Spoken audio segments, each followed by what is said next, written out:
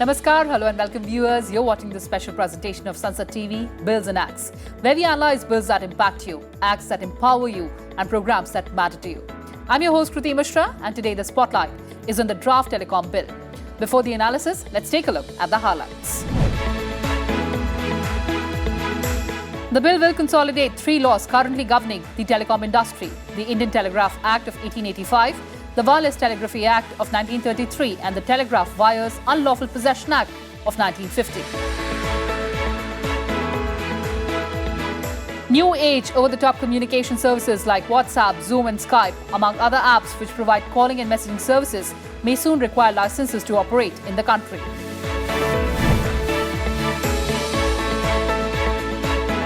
The government has also put out provisions for the refund of fees if a telecom or internet provider surrenders their license. Additionally, the centre may waive in part or full any fee for any license holder or registered entity under the rules.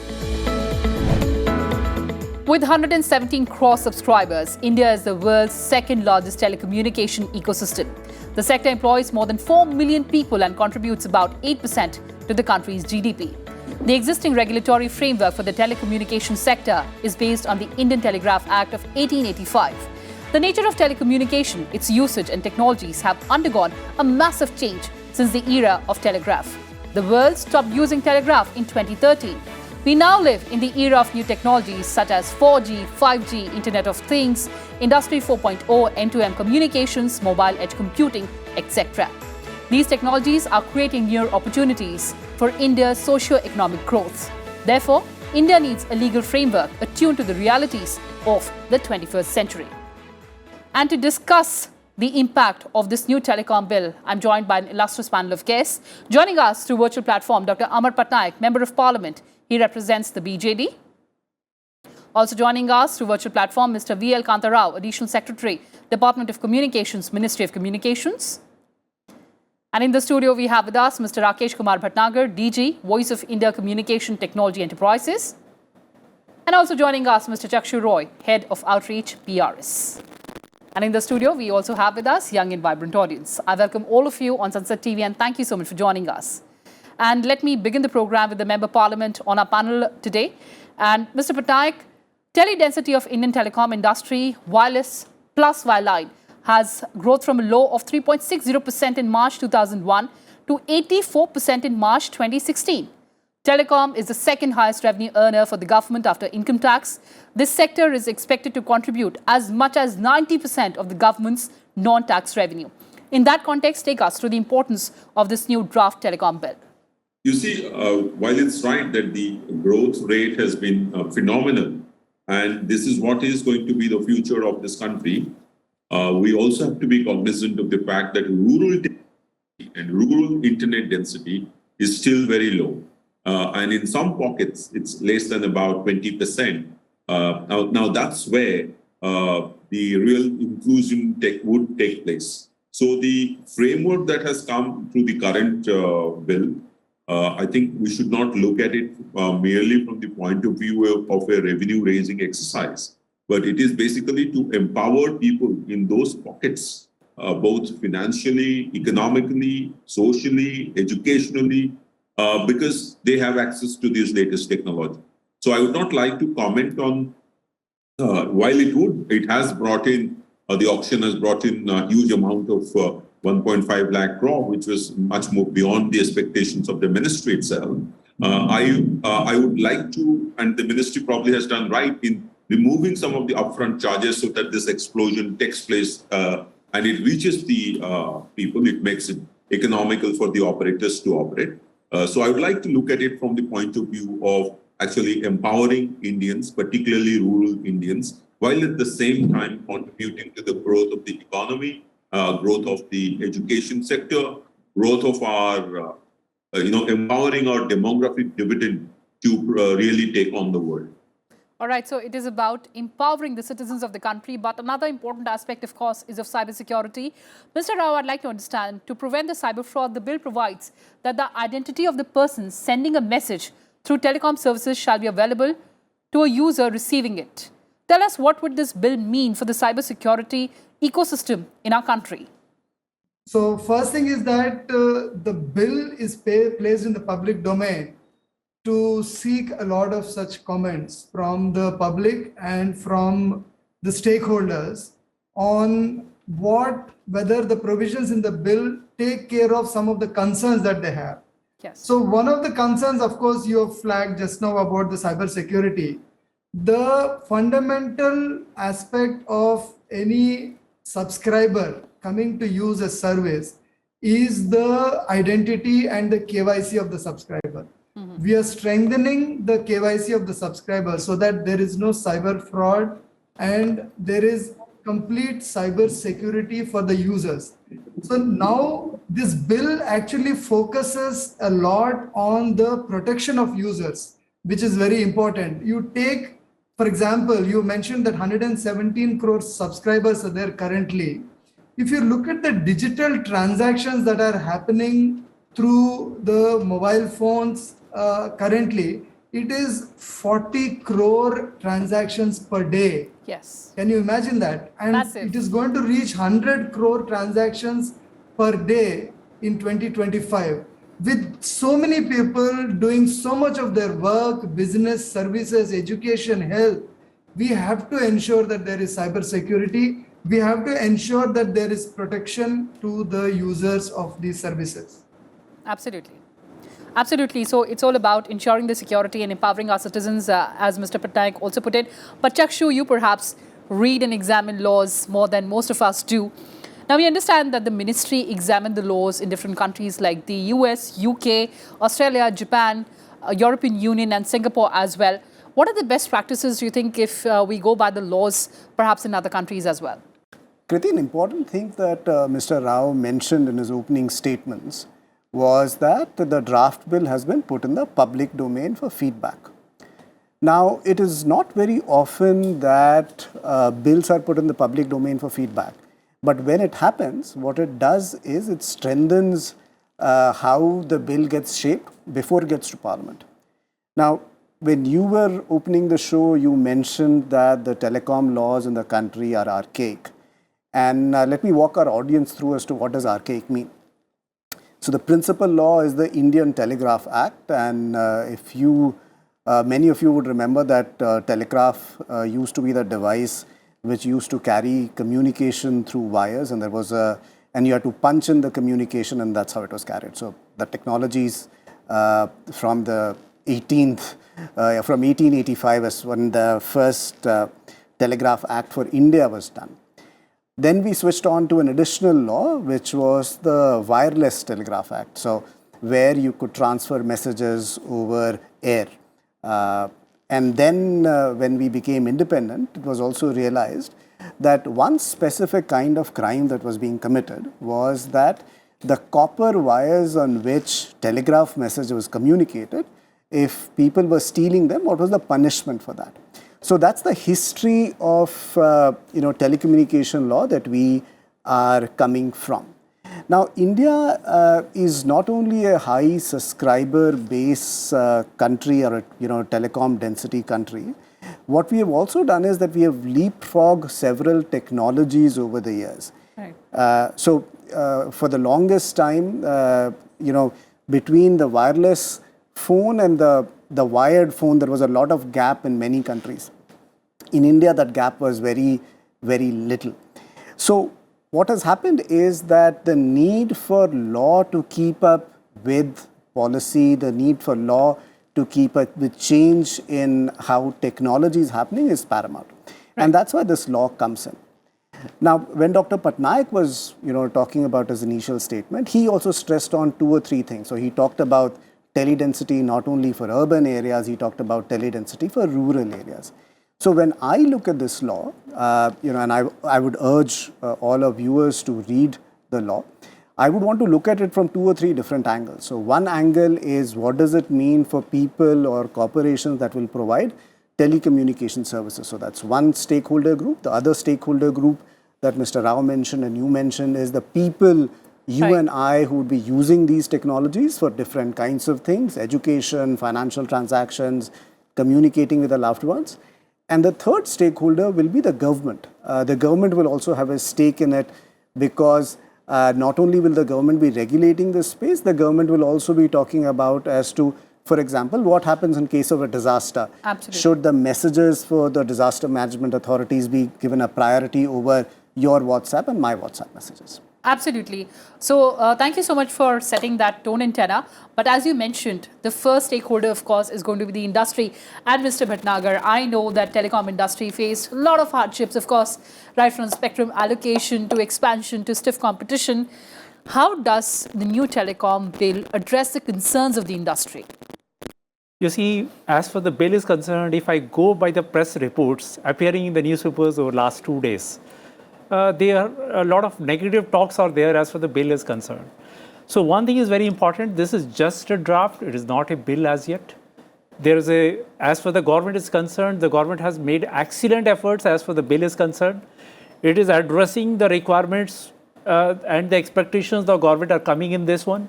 The expectations of the telecom industry are part of this. The expectations the telecom service providers are in this. And the interest of the telecom users also, they have been taken into consideration. We are at a stage where change of technology is taking place. In a week's time, from 1st of October, possibly we may go seeing the inaugural 5G call taking place in India Mobile Congress.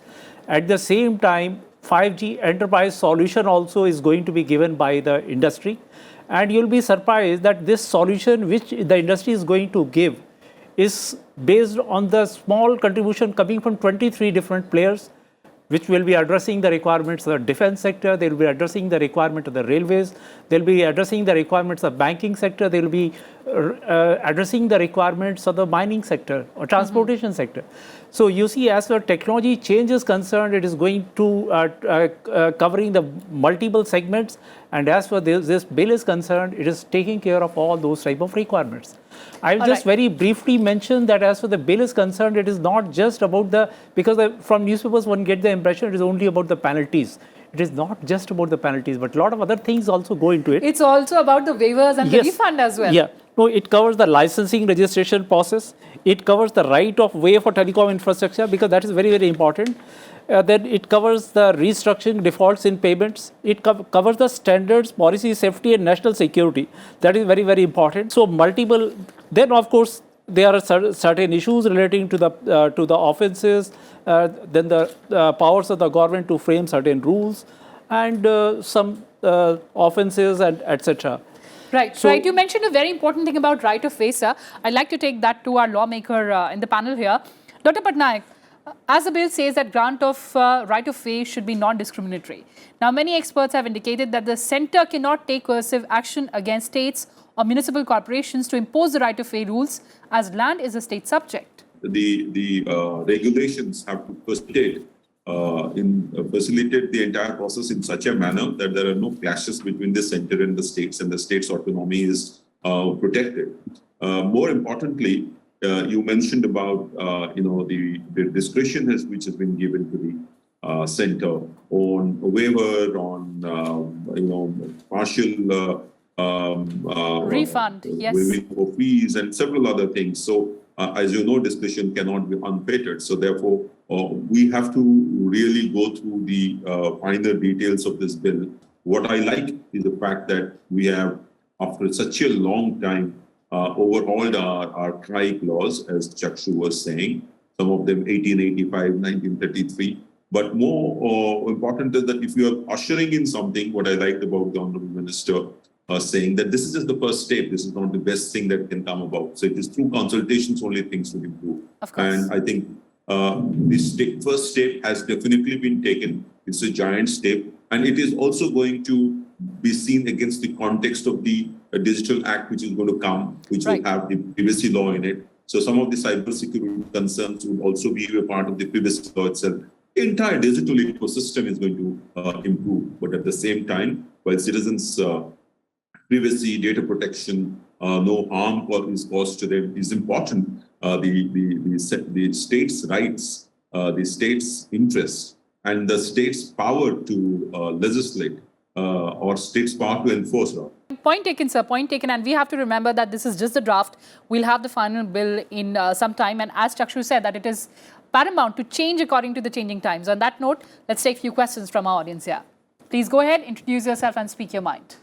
As per the bill, people will get a relief from unsolicited calls and messages. But there is a question.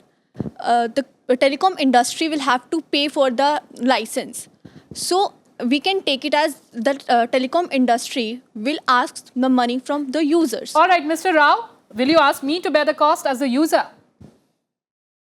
So, see, on the licensing part, the bill envisages a very light touch licensing or a registration process. And we have done several financial reforms in the licensing sector that many unnecessary, expenditure or the licensing fee, so on and so forth, have been simplified. The licensing costs have come down, the spectrum charges have come down. In fact, we are seeing a situation where India is the cheapest mobile service provider, in the world, and we will find that the data usage is improving. It will not lead to any additional financial burden on the telecom service providers. I can only see that the license fee going down and the cost to the customer coming down.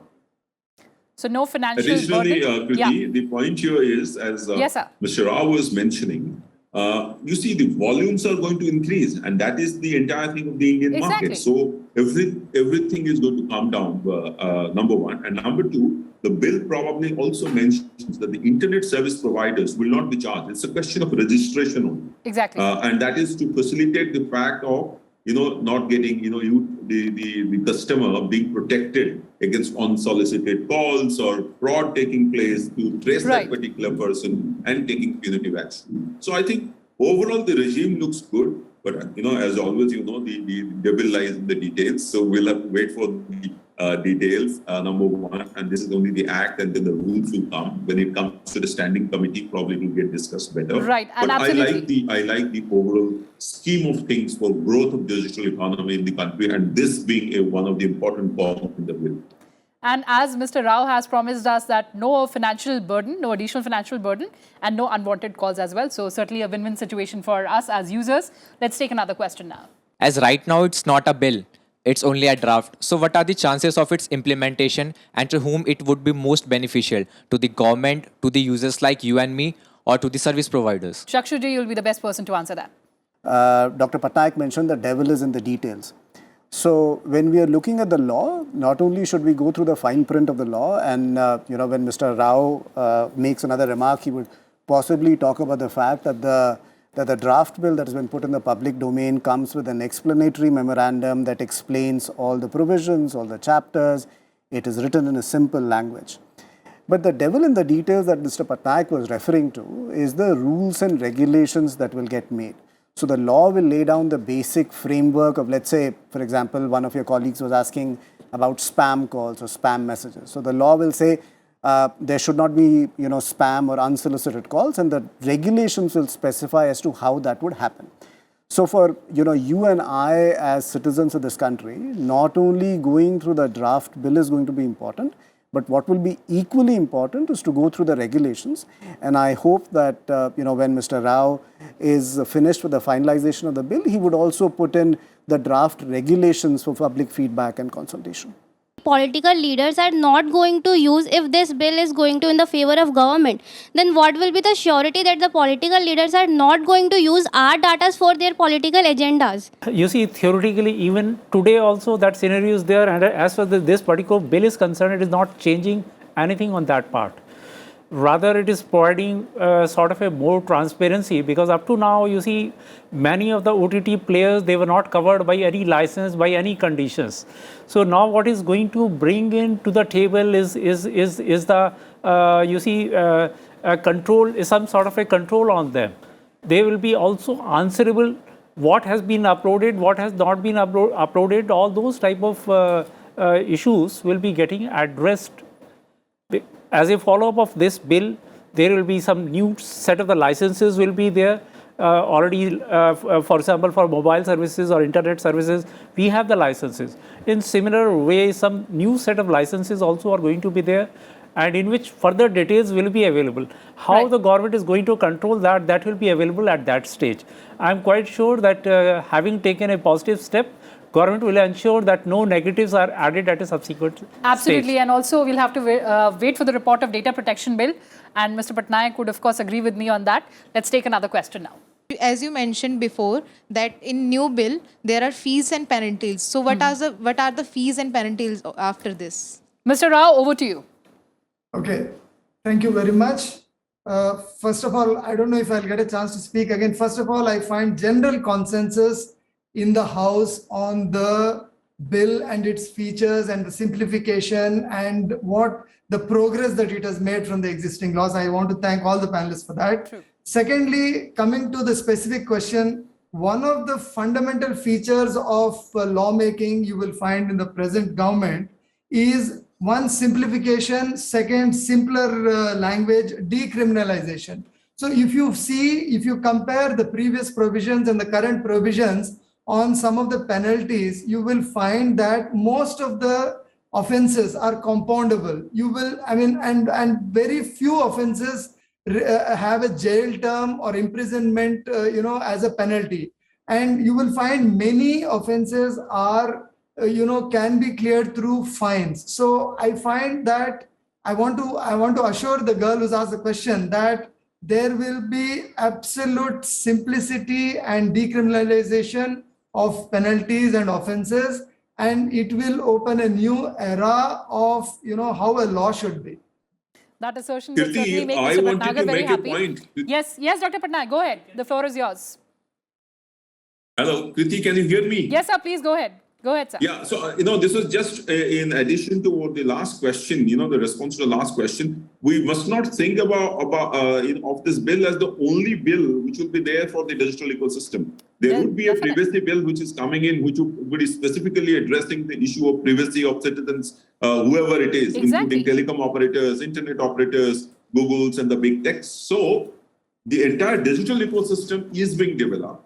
And this is one of those things which is being over there in the canvas. The other one will be the privacy bill, which is the data protection bill. And another one which would probably be there for Digital Markets Act, which is there in the in the UK, for example. A similar kind of thing here for enabling services and marketing of goods and services. So that is e-commerce platform. So I think we have to wait and see how the government unveils all the entire thing, and then look at the entire digital ecosystem. I'm sure there would be a good job of it.